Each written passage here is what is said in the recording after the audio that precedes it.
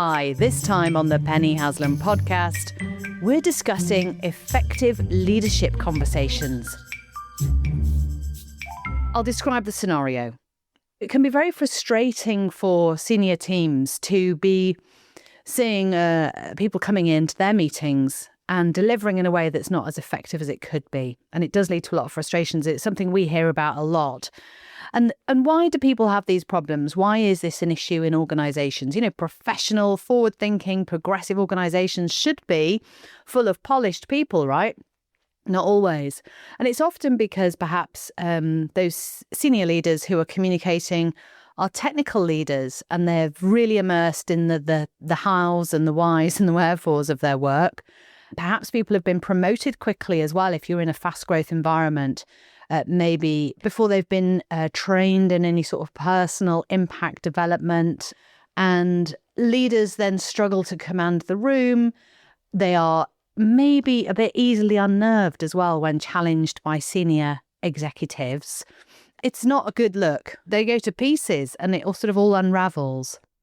It does cost the business. So there is a real imperative to fix this stuff. It's not just about skills, and it's certainly not just about presentation skills, goodness. So here are some ideas that I regularly share with my coaching clients in my masterclasses. So just some ideas for you. First off, and a really important one, in fact, for any audience you're speaking to, but especially for this group of people, think about pains and gains, or as commonly called in marketing terms, the WIFM approach. What's in it for me? WIFM. So who's the me? Well, the me is the receiver of your information. So what are they worrying about and what do they hope to achieve, which is the pains and gains thinking. So you might have an agenda, you might have your own update or information that you need to share, and that's going to be where you're at.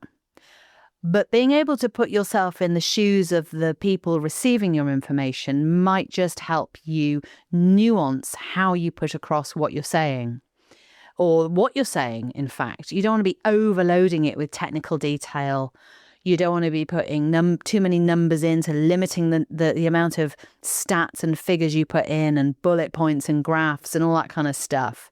Overloading them with what you want to say is not a good starting point. So yeah, sure, you're going to have some headline ideas and you might have, for example, a report that accompanies what you're saying.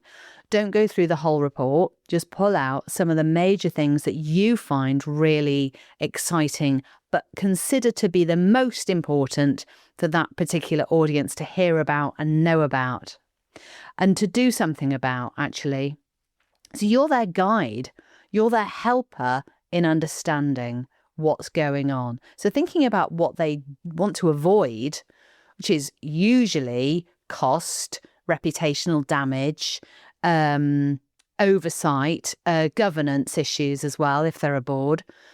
And what do they want to achieve? Well, they want to achieve the best for the organisation. They want to achieve faster growth, or they want to achieve investment at some point from outside investors, etc. So thinking about things from their perspective really helps you position what you're going to say. Secondly, using, and you'll have heard this, use stories. I don't like the word stories. I prefer the idea of examples, so real world examples or short anecdotes, you might want to call them, where you bring to life something. You're making a point, and that's great, make your point, but let's have an example of where that's happened. So recently I was working with a head of a department, and he had, over the last year, navigated some changes and new ways of working, which involved team members. And in fact, it involved team members from other departments. So there was a bit of cross-team collaboration, which was really good. And so rather than just overlooking that as, just another day in the office, I thought it would be really good if he was to point to an example of that and say, look, I'm really proud of everybody who's been involved with this project. It's included, inter-department collaboration and communication, which has been exceptionally good and has made this project really lift off, right? He could just leave it there. However, I encouraged him to think of an example of that. So Janice, let's call her, or whoever, was particularly useful. She went above and beyond because she actually reported on this particular issue and she flagged it before anyone else knew about it. But not only that, she didn't just come to me with it. She went to every other member of the team who were working on this thing, and they all agreed in one meeting and they got it done and dusted and they were able to move through it. I don't know, just bringing it to life by identifying individuals who have helped, or just to make your point. And why do that? Well, it's more memorable. It's more human, it's more memorable, and actually that your message is then going to land in the brains of the people who are receiving it.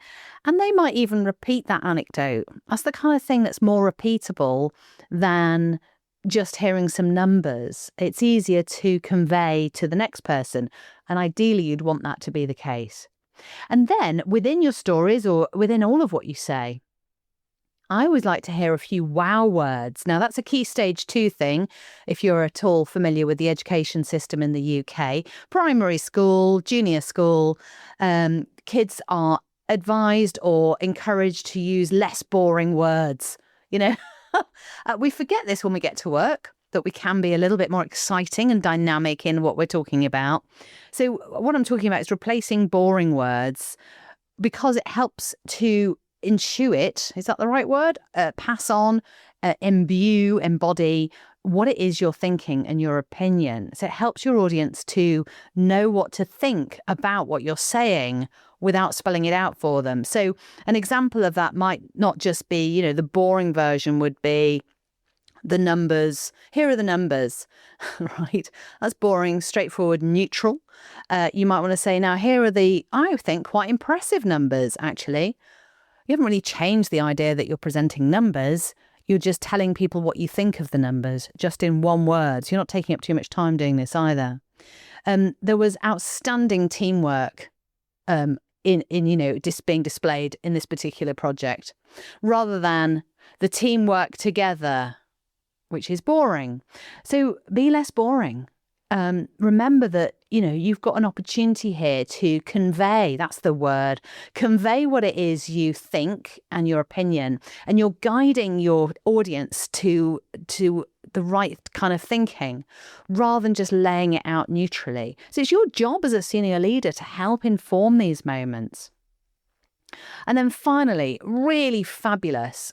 Look at me using a wow word. Really fabulous. And it's a well-worn phrase, but actually it does suit this particular circumstance, which is to join the dots for your audience. So again, you might be in your department, you might be a technical leader, you might know your stuff inside and out. Well, good for you. But actually, the people you're talking to need to know what it means to them and their wider picture. So yeah, you've thought about their point of view in pains and gains, but literally spell this out for them. Add a connecting phrase such as, so we can, or which means that we'll be able to, or in order to. So it might be that you've got great, impressive numbers on the safety record for the last 12 months. Cyber safety, I don't know, data, customer, I don't know, something to do with that. So what, right? So what? That's great. Really well done.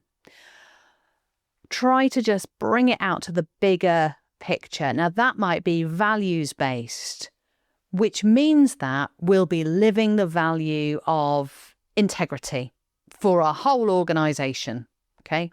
It might be that you go on stuff like, the mission to, the next 5 years, we want to see greater growth, or we want to get investment. And so we've got to keep a clean slate on our risk and factors. It would look really impressive. So we can, or in order to maintain our reputation as world-class leaders in this field. So it just shows as well that the commercial objectives or the values and purpose driven aspects of the whole organization. People spend hours and lots of money working on this stuff. Don't just ignore it, weave it in and connect what you're saying because it makes a huge difference. So there we have it, some ideas for you in developing your own polish when it comes to having effective leadership conversations. Quite often, it's not about skills, it's about a greater awareness of what the audience needs, what sort of story examples you might be bringing in, and sprinkling too much technical information in and backing off from that is an awareness issue. Discipline as well, of course, to try these new things out, to try joining the dots with those little connecting phrases, really lovely, nice little touch, or using stories and those wow words, which can be amazing, right? And also thinking, right back to the beginning, thinking about the pains and gains of what your audience has in their mind, their own personal agendas, really. So yeah, discipline to try these new things and to know that you're not always going to get it right first time. Great if you do, keep going with it all. But, just trying out a different something every time so that you can build your confidence and awareness of what works and what doesn't. So yeah, I hope that's been helpful. Thanks for listening.